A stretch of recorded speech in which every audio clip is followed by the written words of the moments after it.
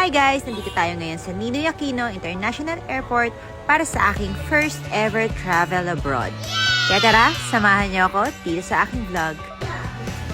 Nakita tayo mag-board na tayo. First time ko sasakay sa Zip Air dahil normally naman, Philippine Airlines or Cebu Pacific. So yan, nakita na natin ang ating seat number at syempre, ano nga bang unang-una natin ginagawa? Tingnan kung ano yung mga nasa harapan natin. Sa lahat ng mga nasakyan ko, lagi naman niya may table. Pero ito ang kakaiba.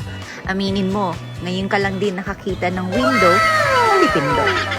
Aminin ko sa inyo guys, amazed na amazed talaga ako dyan. First time ko talaga makita, para akong bata. Kung makikita mo, di ba nag-dark na yung sa side ko, pero yung kabilang window, maliwanag pa.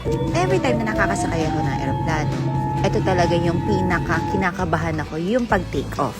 Hindi naman halata sa mukha ako, di ba guys? Gusto ko lang din pasalamatan ng aking kapatid na nabudol ko at siyang nag-organize ng trip na to. After 1 hour, sinerve na yung food na binili namin kasabay ng plane ticket. Ayan nga pala yung chicken sandwich na in-order ko. May kasama na rin yung drinks. Nakikita niyo yan guys, ang ganda ng sunset, di ba? Ito pa ang isang malupit. Meron kaming wifi. After almost 4 hours na biyahe, ayan, nandito na kami sa aming destination. Ayan na, let's go! At welcome to Japan!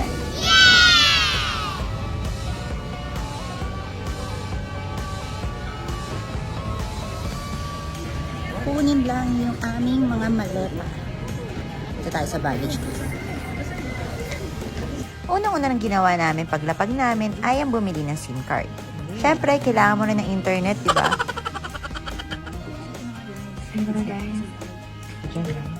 Parang sa internet tayo pa natin.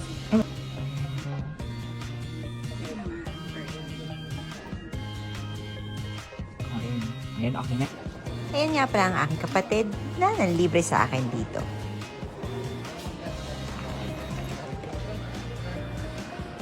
So dito tayo bibili ng train ticket. Nakalimutan ko pa.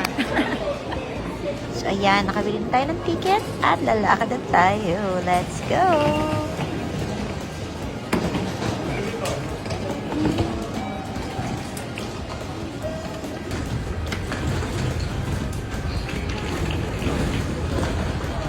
Yan guys, kakarating lang namin dito sa Japan at nandito kami sa train station. Yan. Nakikita niyo yung train.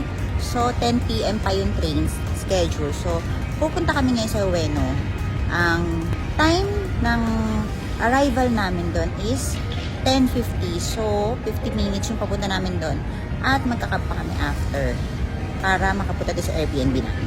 Yan. So, car 2 tayo. Punta muna tayo doon sa car 2.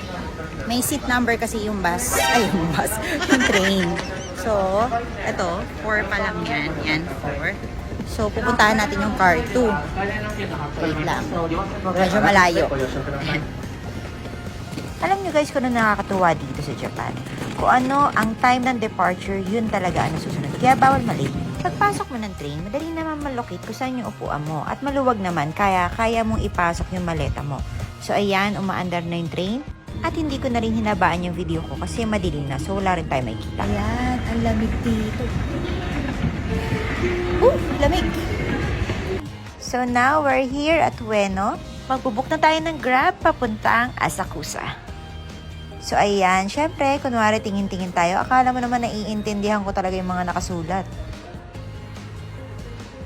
After 5 minutes, andito na yung cab na sasakyan namin papuntang Airbnb. At ang unang napansin ko, yung driver's seat nasa right side. Hindi katulad dito sa Pilipinas, di ba, nasa left. At ang isa pang kakaiba dito, nasa left side sila ng road.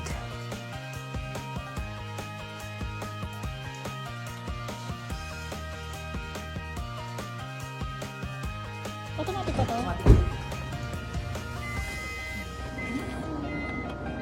Sa wakas, andito na kami ngayon sa aming tutuluyan. At dumiretso na kami kaagad sa aming room dahil upon booking pa lang, ibibigay na nila yung passcode ng pinto. Parang lang tayo. Maliit lang yung room namin, pero may kita nyo naman, kumpleto naman niya. May TV, may ref, may microwave, at may small kitchen. Makikita nyo rin yung sink, syempre pang toothbrush or pang hilamos, at ang shower room. Kasya lang talaga dito ang isang tao pag nagdalawa na masikip na. At ito naman ang aming toilet. At syempre, first time ko makakita ng toilet na may hugasan ng kamay. After namin i-drop lahat ng luggage namin, lumabas na muna kami para mag-ikot-ikot at bumili na rin ng food.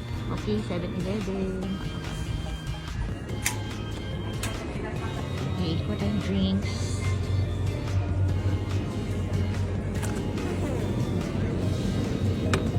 So habang kinukuha ko yung mga kailangan namin na food, napansin ko na lahat ng kasabayan namin bumibili rito ay mga Pinoy.